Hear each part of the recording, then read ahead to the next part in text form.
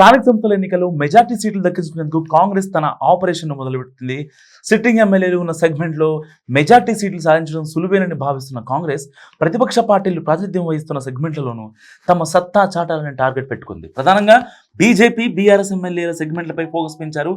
ఆయా నియోజకవర్గాల్లో కాంగ్రెస్ తమ డ్రైవ్ను మొదలుపెట్టింది. సో గత ఏడాది అసెంబ్లీ ఎన్నికల్లో కాంగ్రెస్కు 64 సీట్లు రాగా ఒక సీటును సిపిఐ గెలుచుకుంది. బీఆర్ఎస్కు 39 సీట్లు రాగా బీజేపీకి 8 సీట్లు, ఎంఐఎంకు 7 సీట్లు చొప్పున వచ్చాయి. ఇక బీఆర్ఎస్లోని 39 మందిలో ఇప్పటికే 10 మంది కాంగ్రెస్లో జాయిన్ అయ్యారు. సో మరి టెక్నికల్ కాకుండా మరికొందరు కాంగ్రెస్ పార్టీ ఎమ్మెల్యేలు కాంగ్రెస్ పార్టీ ఇంకా సీఎంతో మంచి రిలేషన్ కూడా మెయింటైన్ చేస్తున్నారు. కానీ ఆయా కాన్స్టిట్యున్సీలో గ్రౌండ్ క్యాడర్కు తమకు సహకరిస్తారా లేదా అని కాంగ్రెస్ కొంతవరకు డైలమాలో ఉంది. అందుకే క్షేత్రస్థాయిలో కీలకమైన నేతలను తన పార్టీలోకి చేర్చుకోవాలని కాంగ్రెస్ భావిస్తుంది. మాజీ సర్పంచ్లు, వార్డ్ మెంబర్లు, ఎంపీటీసీలు, జడ్పీటీసీ తదితర క్యాడర్ కలిగిన క్షేత్రస్థాయి లీడర్లను కాంగ్రెస్ గుంజుకోవాలని చూస్తుంది.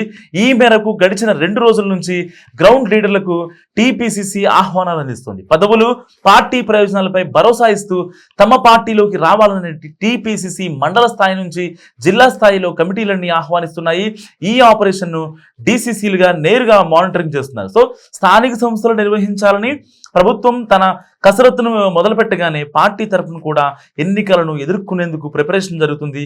ఈ ఎన్నికల్లో సరైన అభ్యర్థులను నిలబెట్టి మెజార్టీ సీట్లు సాధించాలనేది కాంగ్రెస్ లక్ష్యం. ఇందుకోసం గ్రౌండ్ కసరత్తును పెంచింది.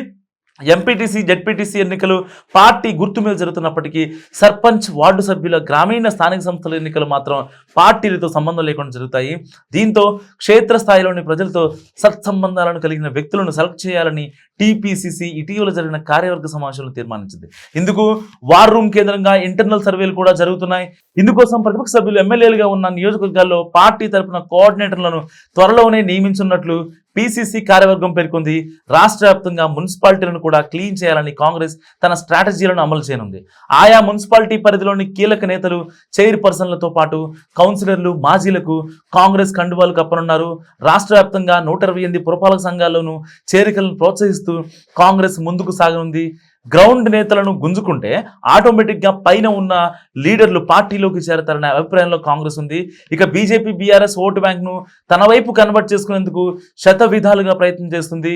గ్రేటర్ హైదరాబాద్లో దాదాపు 140 సీట్లు గెలవాలని కాంగ్రెస్ పెట్టుకుంది టార్గెట్.